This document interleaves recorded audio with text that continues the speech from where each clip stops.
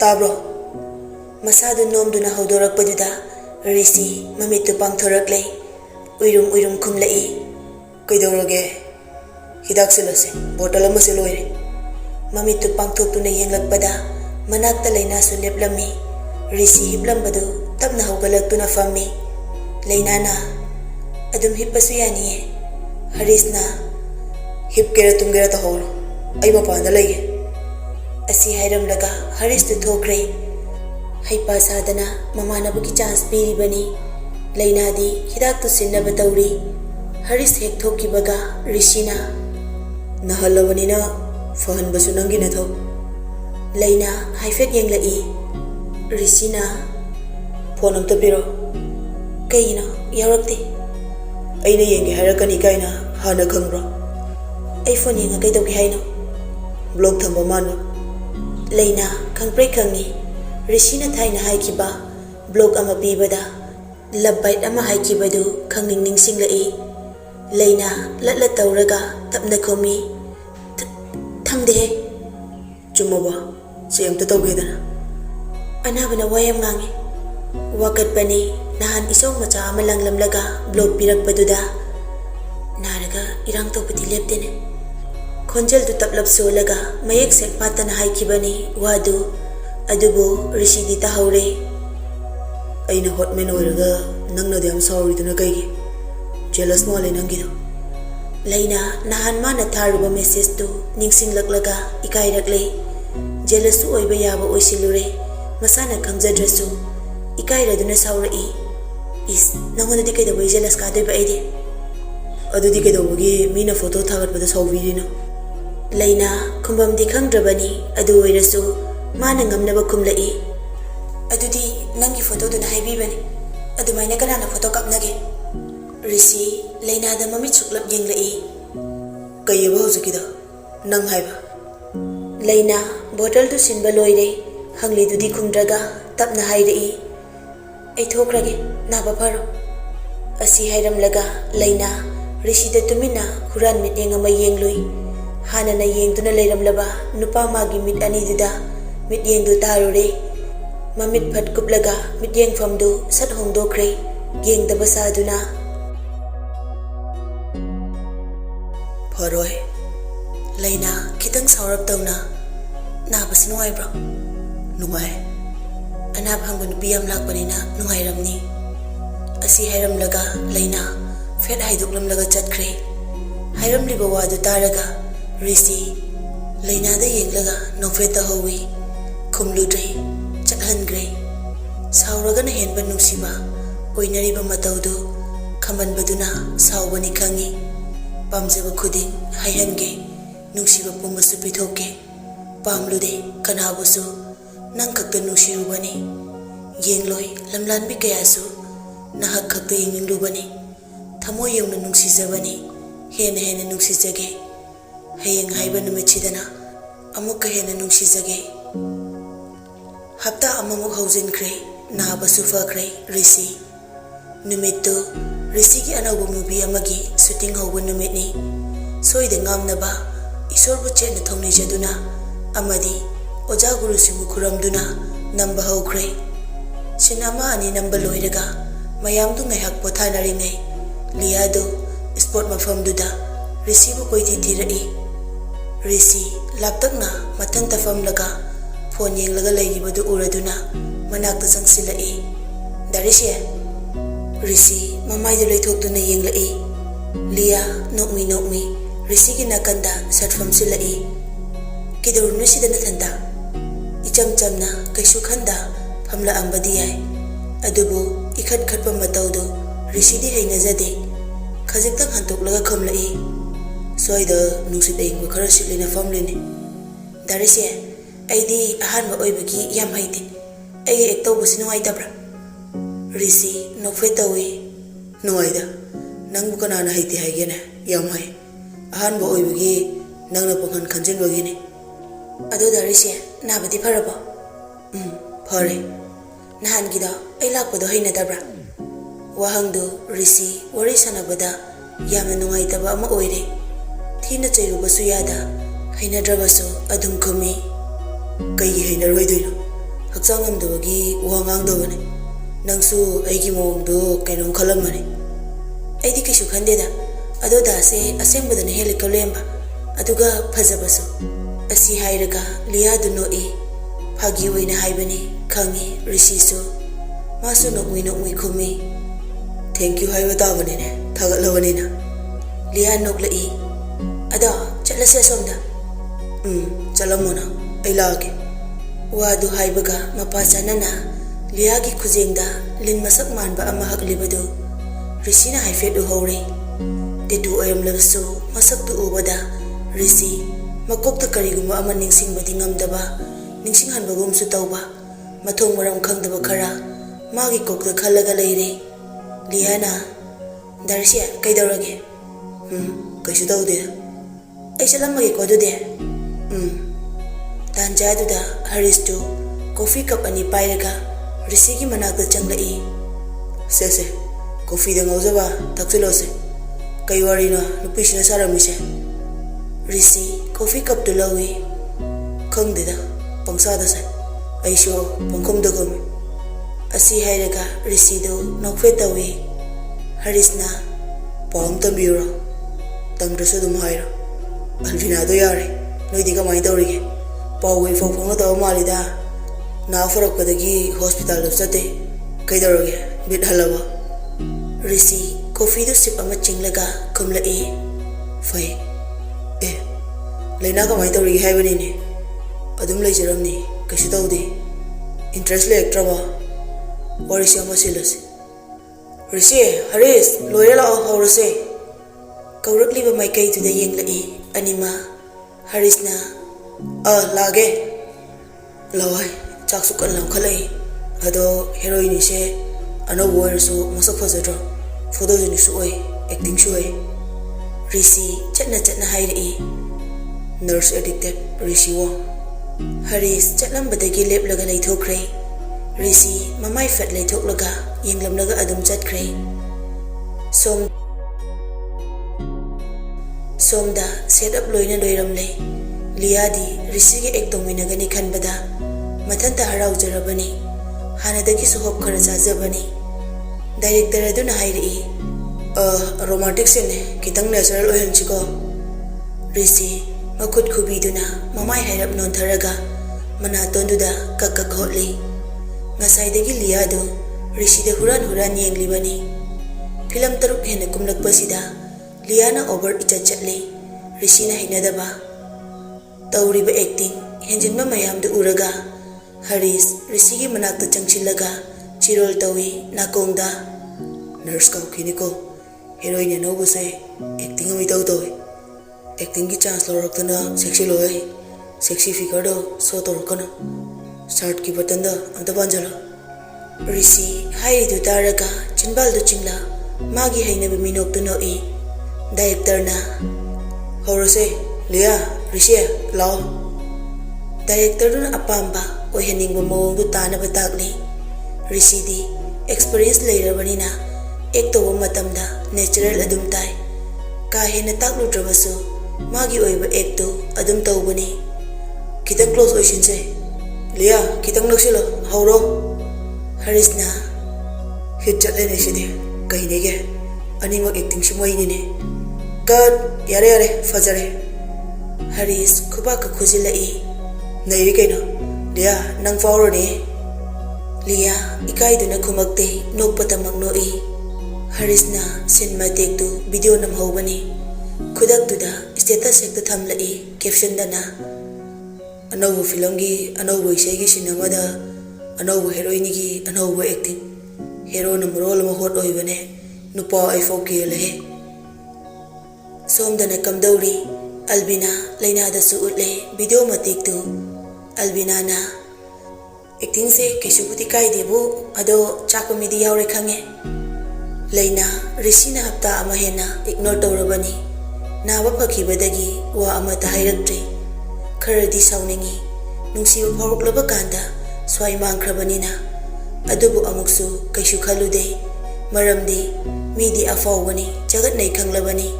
mayam gi crush ni haibasu khangi dillen bada mana henjina khanjilurabra haina mathanta ikaijaba phawdabassu nate. Gracie heroine se nahan nari kana laklambadu natro masak adum phajadro. Albina adune phajai haiba natural khoise ek tawbada sinupi se rusiya kumine kaina hararom do mandro. Akhoidi lairiki minina sumbase kya hainade. Thaina exam gi unit kawbudo lairiki minina kawriduna ne sakini lairiki am paye do khalo lairik na ibu ngau hole lairiki mathangda Lucas ka koroga lottery tause gitar pairega isai sakpa aigi thumya pi Lucas lairige Gracie kimna kanabu supam lude leinana hore nungdangi dinner se mapanda sausira saram liba waridu chap lepi leina gi mari samnadaba waduda mari leina drasu kumlai yaine koire sadabaga apron angobasiga nungan bedagi numita fo sirin samaga punsi se sumai tawdo already ai film kumambana pai leina noklaga isai sa ambana pharoidro Lucas ka adune yam talabane ai leina halasira wasuare Albina halase kerase kedabaga koire Gracie kedrasu adum phajai Gracie di namai apakudune picnic amta sinse ticket ka kani leina do nokthora yare helao halase ahumdu duty loiraga halaklai harauna numidang tasilaklabani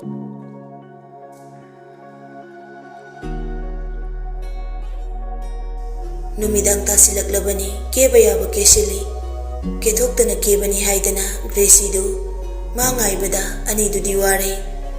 Gracie yareda nungdang sida kana udorige Gracie loire machin baldu lipstick sangjilaga tumthokpo paithokpo tawraga tholaklai Albina phajare ngasai de kerido Korea gi opa male Gracie uniye hayo mahasandan Gracie kimne isi aning seyo Albina kamsanida leina chaklame ko lao oto dani laklibado ahumduna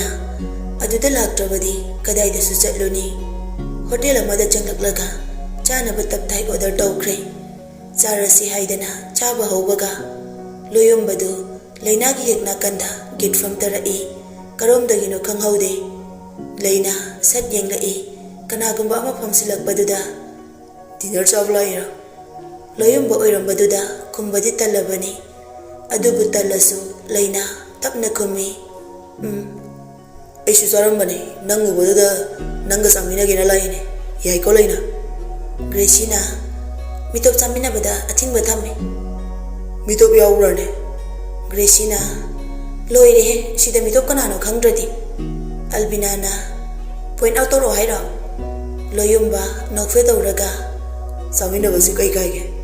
Gracie kembudi kaide ado hainadaba leina ga samina ge hainadaba noibani thokro Gracie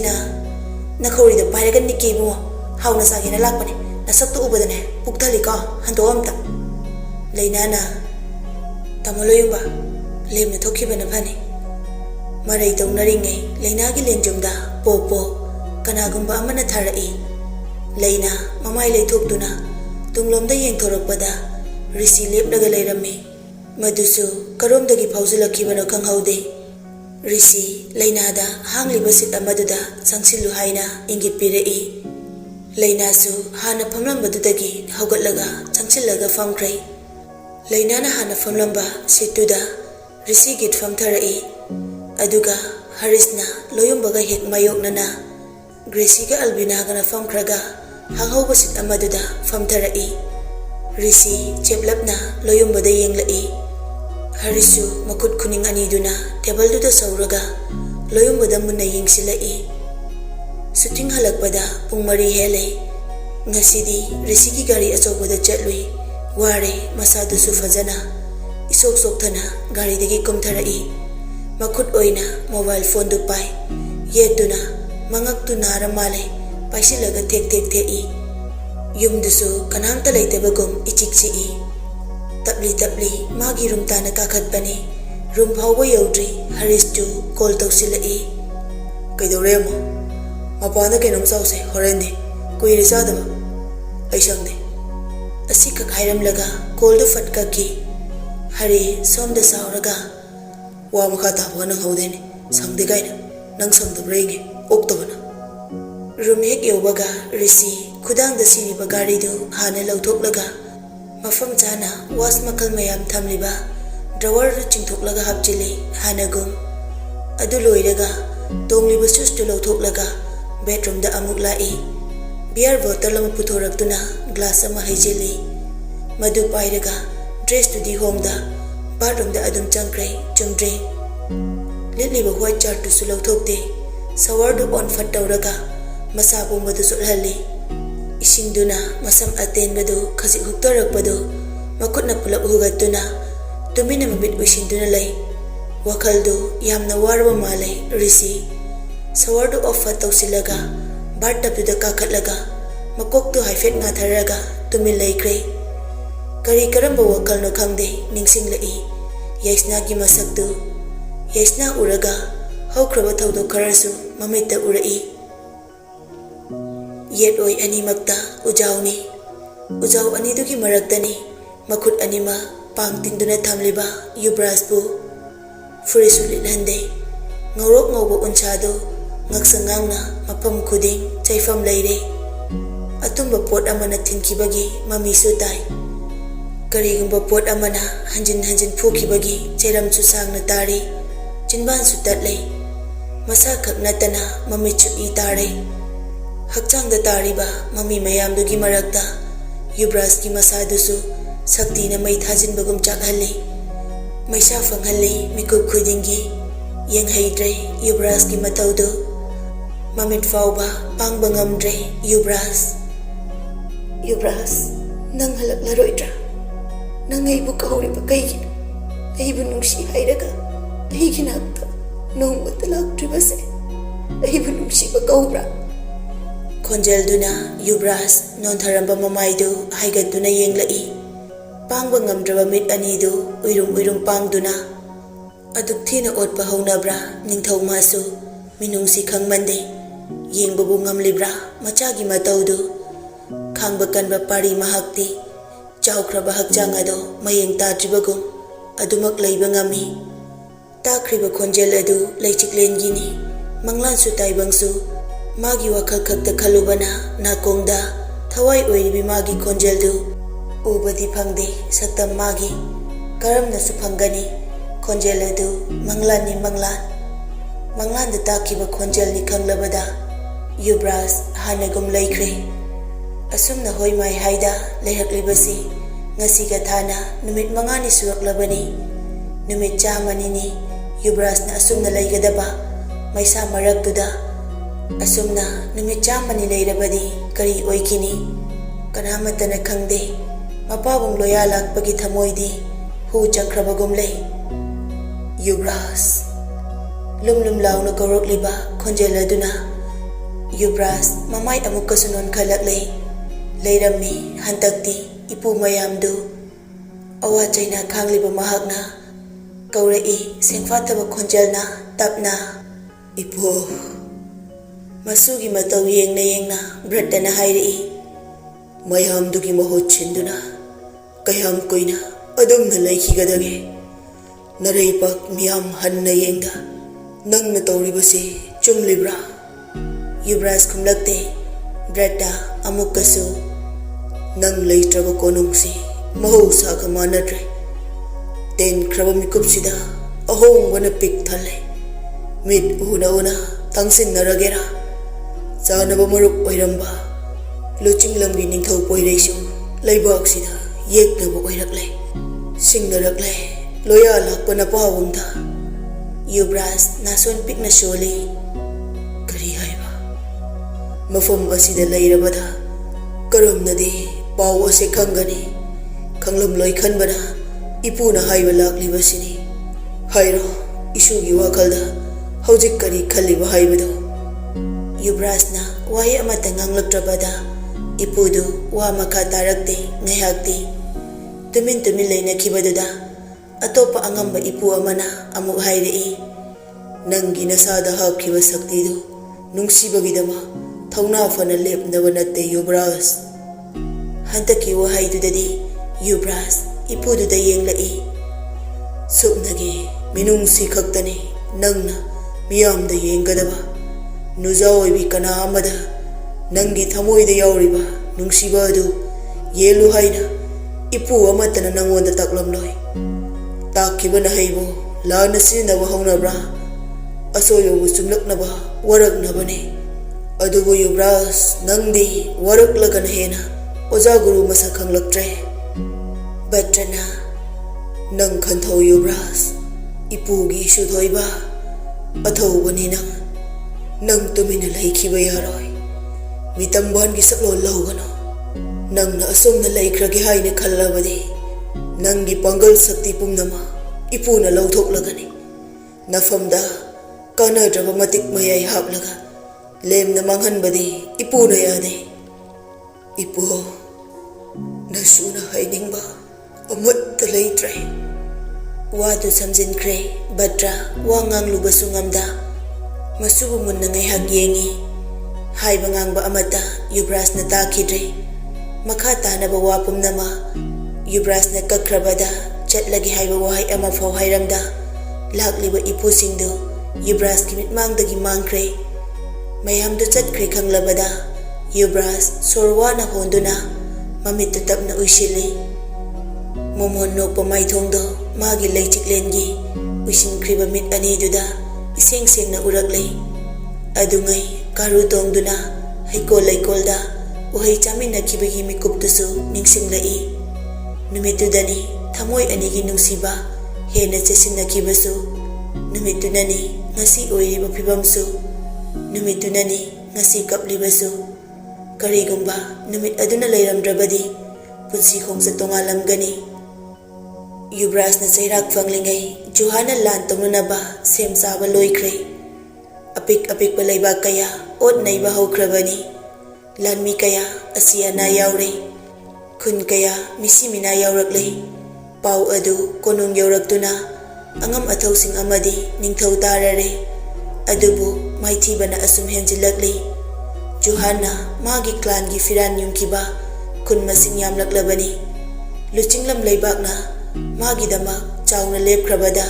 ꯃꯥꯏꯊꯤꯕ ꯄꯤꯕꯗ ꯋꯥꯔꯦ ꯅꯣꯡꯄꯣꯛ ꯈꯨꯂꯦꯟꯒꯤ ꯂꯥꯟꯃꯤꯁꯤꯡꯗꯤ ꯑꯗꯨꯒ ꯑꯃꯔꯣꯝꯗꯅ ꯂꯣꯌꯥ ꯂꯥꯛꯄꯗꯤ ꯍꯤꯡꯁꯥꯕꯒꯤ ꯁꯛꯂꯣꯟ ꯂꯧꯔꯛꯂꯤ ꯃꯁꯥꯒꯤ ꯐꯤꯔꯦꯞꯇꯨ ꯄꯦꯟꯗꯕ ꯍꯦꯟꯃꯟꯕꯒꯤ ꯅꯤꯡꯊꯧꯗꯨ ꯁꯥꯎꯔꯛꯄꯅꯤ ꯌꯨꯕ꯭ꯔꯥꯖꯅ ꯋꯥ ꯑꯃꯠꯇ ꯉꯥꯡꯂꯛꯇꯕ ꯑꯃꯗꯤ ꯃꯥꯒꯤ ꯆꯞ ꯌꯨꯡꯕ ꯐꯤꯔꯦꯞ ꯑꯗꯨꯗ ꯑꯗꯨꯃꯛ ꯂꯩꯈꯤꯕ ꯑꯗꯨꯅ ꯕ꯭ꯔꯗ ꯑꯃꯗꯤ ꯏꯄꯨ ꯃꯌꯥꯝ ꯆꯪꯁꯤꯟꯗꯨꯅ ꯂꯧ ꯑꯃ ꯁꯤꯟꯈ꯭ꯔꯦ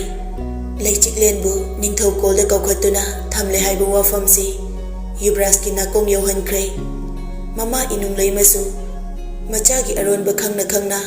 ꯀꯣꯅꯨꯡꯗ ꯀꯧꯈꯠꯇꯦ ꯃꯆꯥ ꯐꯠꯇꯕ ꯂꯣꯠꯁꯤꯜꯂꯦ ꯍꯥꯏꯕꯒꯤꯗꯃꯛ ꯐꯥꯗꯣꯛꯄꯤꯔꯤꯕꯅꯤ